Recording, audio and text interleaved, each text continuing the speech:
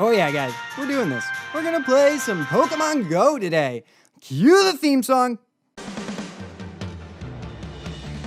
I wanna be the very best.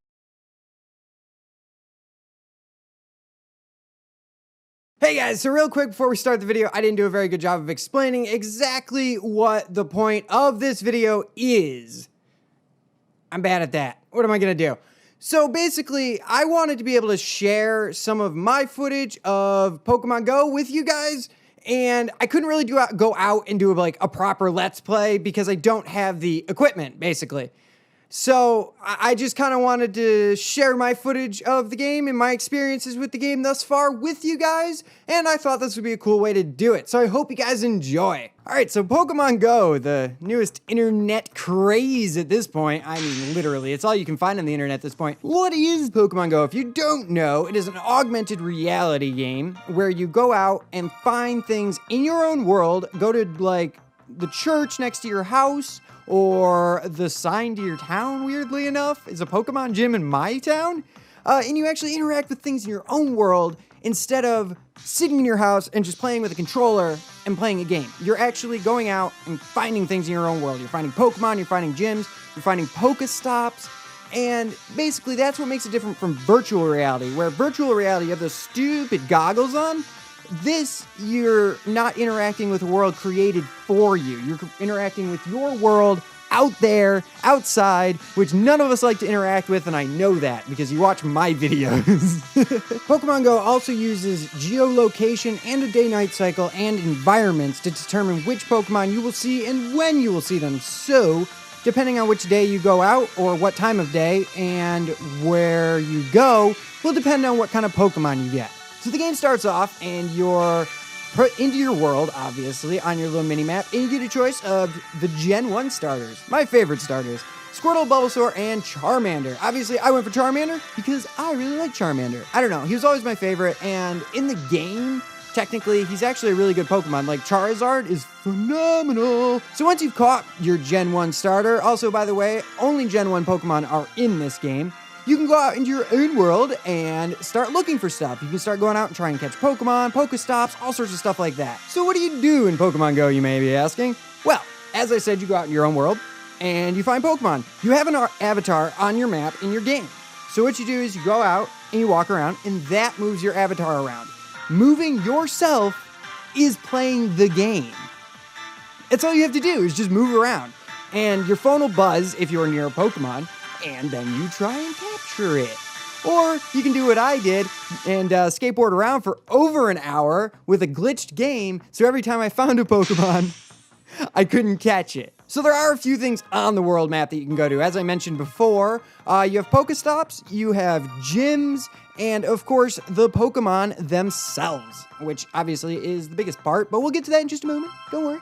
The Pokestops basically are points on your map. They're general points of interest. Like one of them for me was the church near my house. Also the sign to the park near my house. Ironically, not the waterfall at the park, but you know, hey, okay.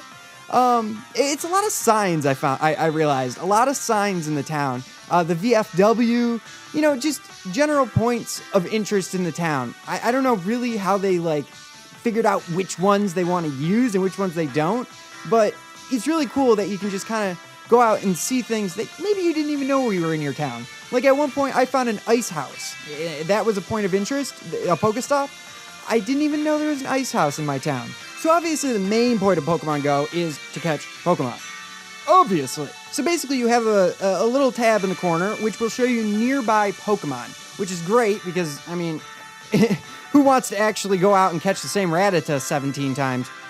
So it tells you exactly what Pokemon are near you. It doesn't tell you exactly where they are, but there are little symbols on it, like 3 steps, 3, 2, and 1, and 0. And if they're on 0, basically you're right on top of them. If you're on 3, you have to go out and look for them. Now the next thing you have to do, obviously, is catch the Pokemon. Now, to be fair, at this point, this game kind of turns into a paper toss with your real world in the background. You can use the VR, AR, or you cannot, but obviously, what's the point of not using the VR or AR? Why do I keep saying VR? So you basically just flick your finger and you throw a Pokeball. And depending on how hard you threw it, or if you put any spin on it, I guess, you can catch the Pokemon easier or harder, or you just miss completely. So when you click on the Pokeball, you actually get a ring that appears inside the Pokemon, and it is your hardness meter, basically. And the smaller the ring is, the better chance you have of catching it. But if the ring is like red, you don't have a very high chance of catching it anyway. But all I really ran into was a lot of green Pokemon, but because mostly what I was running into is Pidgeys and Rattatas so far. Now, once you've got the Pokemon in the Pokeball, it just turns into normal Pokemon. It just shakes around a little bit, and if you caught it, stars come out, and if you didn't, it turns into smoke. And then you gotta do it all over again.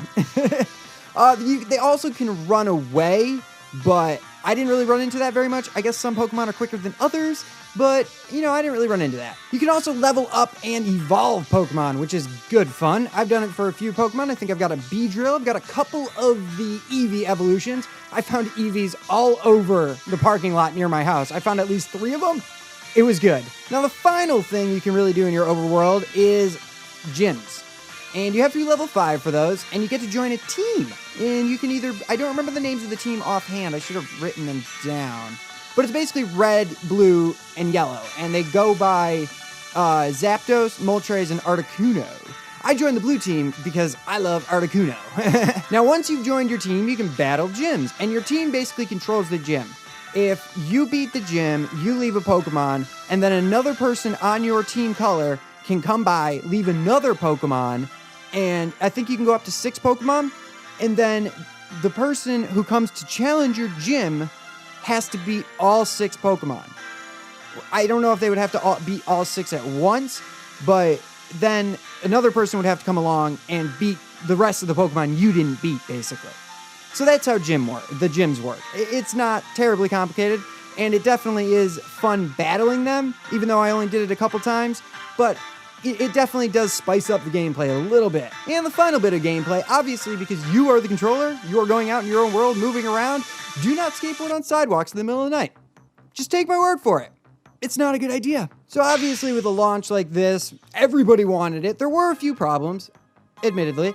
The servers keep going down and up. I had a problem most of today, or well, it would be yesterday when I put the video up, but basically most of Thursday, I had a problem getting on the server. I could only really play for about 4 or 5 hours, which doesn't sound like a lot of time, but I put 7 hours into the game when I got it at 9 o'clock Wednesday night.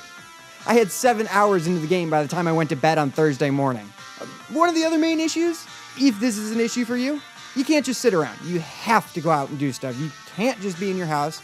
You can't just be pretending that you're doing something when you're not. So this is not a game for those who really like lazing around, but if you do like lazing around and you do like Pokemon, this will get you out of your bed in no time. The next problem I had is really a non-issue because this game is about adventure and journey, not really as much the gameplay. You are the gameplay at this point, basically. You moving around is the gameplay.